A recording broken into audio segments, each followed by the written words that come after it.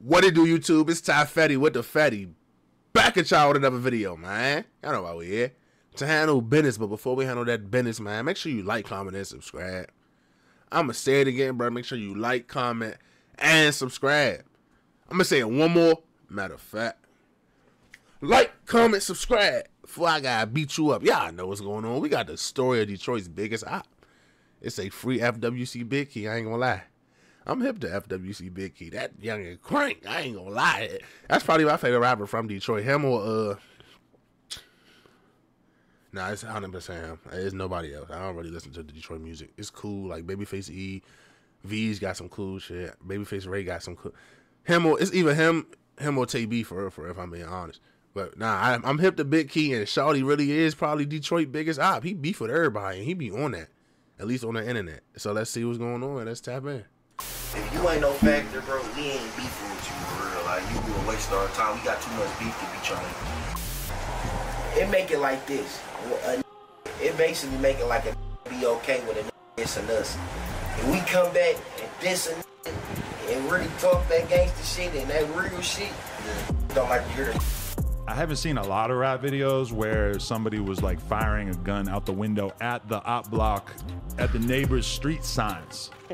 That did strike me. I was like, oh, I've seen a lot of rap. I don't know if I really seen that move. With the fraud, that's why I like the fraud though. Cause with the fraud, that shit be white collar, so they don't really be wanting nothing but they money back. Really? Feel me? Then they'll drop you to a misdemeanor. Hell yeah.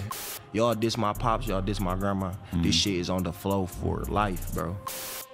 Hey, yo, squad, what's the drill? Back with another video, man. Hey, man. There's the rap scene, and then there's the Detroit rap scene. And few rappers personify the culture more than FWC Big Key. He's been involved with some of the most vicious beefs that come out of that town. Beefs that make the stuff regular rappers get up to seem like regular reality TV drama. Everything from beef in the streets to beef on wax, and bruh has survived it all. So just who is FWC Big Key? How did he get into so much beef? And how has he lived this long to even tell his story?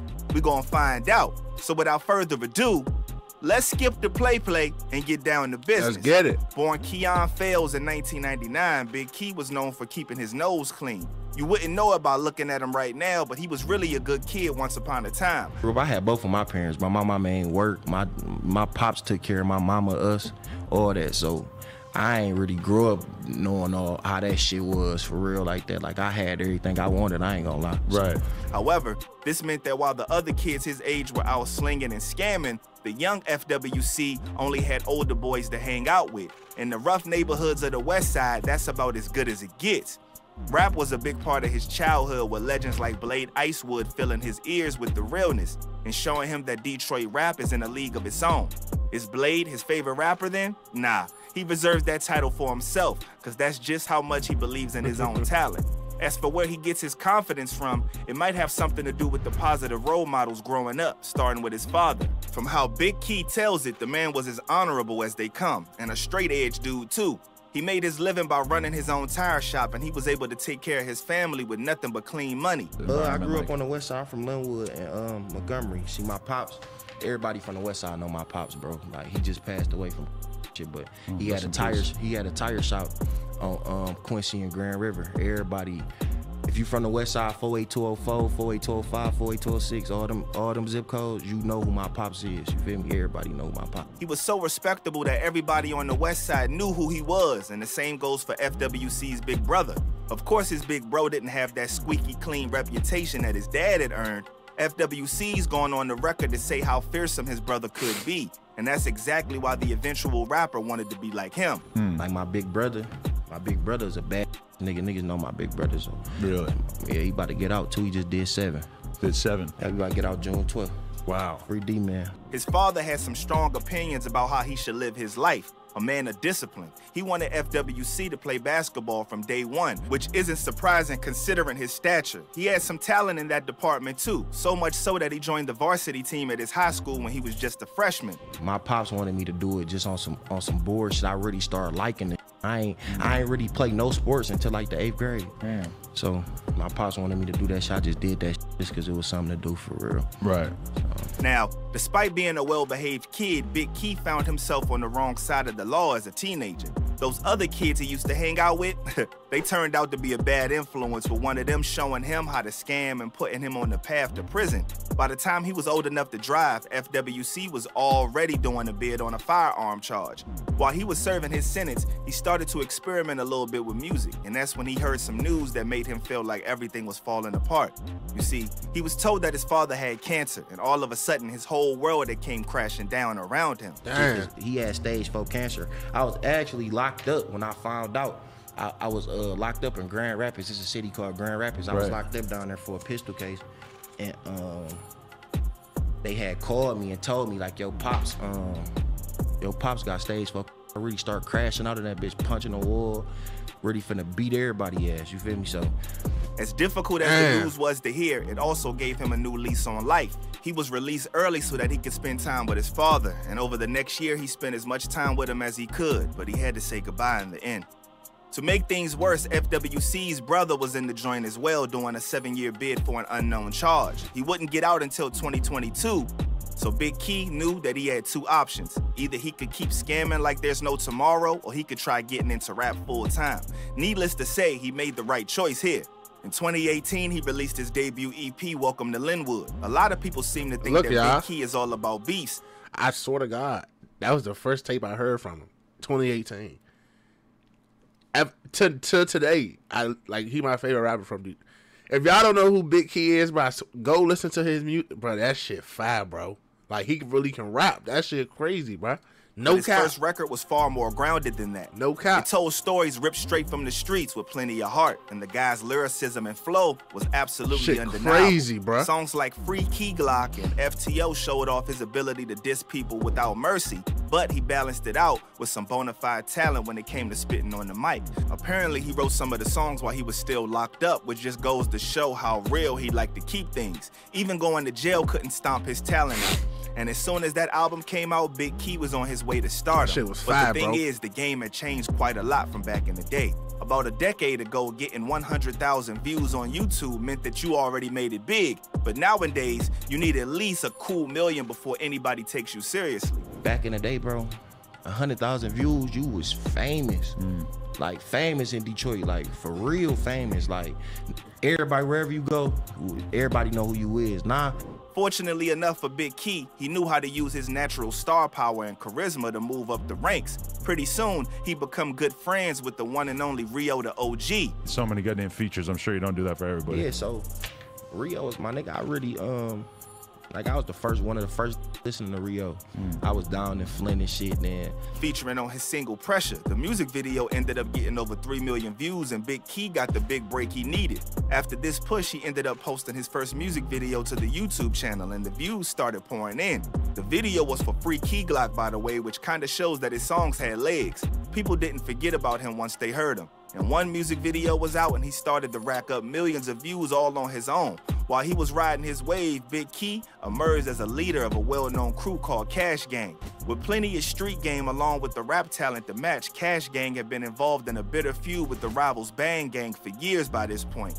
And when Big Key became their prominent member, about half of Detroit started beefing with them on the spot. You gotta understand, this isn't the Instagram beef that the modern day rappers tend to get involved in. Actual blood had been spilled on both sides allegedly, starting with Dex Osama back in the day, and he wasn't even a part of these gangs. But with that said, word on the street is that he allegedly had close relations with Big Key, and when he got gunned down in 2015, the gang war supposedly started to get on a whole nother level. Over the next few years, Big Key got involved in some pretty serious stuff, not to mention getting more charges added to his rap sheet. For starters, he got busted for forgery and possession of criminal tools in 2019. He didn't do any time for the charges though, cause the guy lawyered up and managed to get off with just 4 years probation. As if that wasn't enough, he managed to get himself arrested yet again that same year, this time for felony fraud charges. I'm not sure who he hired as an attorney, but the guy clearly knows his stuff, cause he made sure that Big Key got nothing but a slap on the wrist for the second time in a row.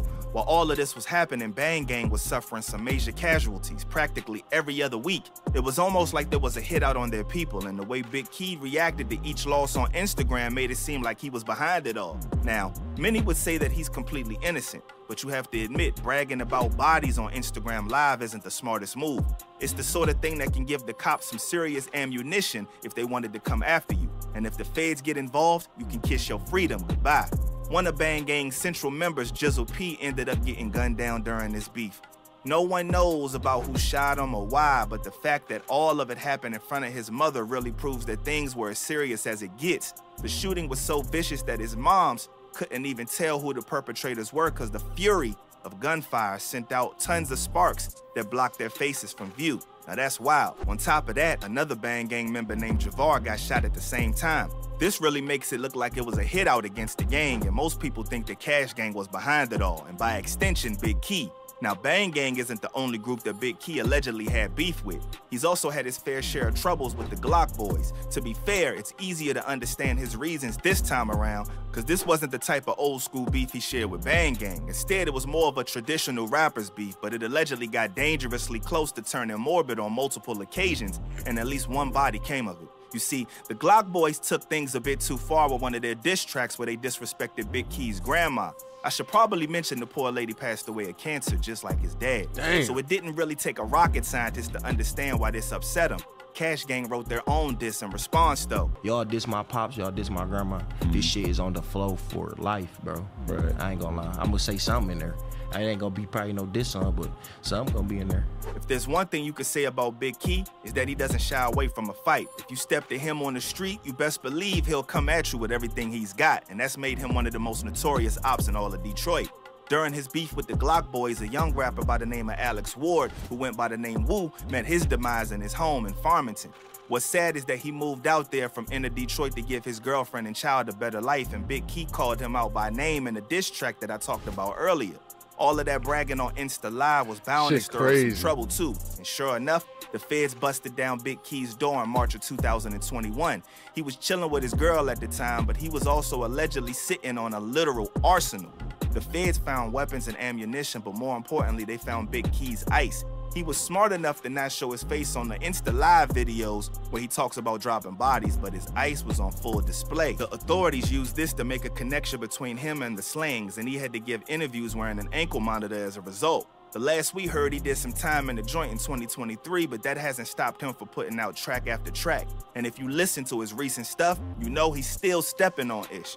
According to a recent inmate search, Mr. Key won't see the light of day until December 5th, 2025, which isn't far away, but isn't right around the corner either. A lot can happen in that time, but bruh just in his mid-20s, so his career should remain while he holding it down behind bars.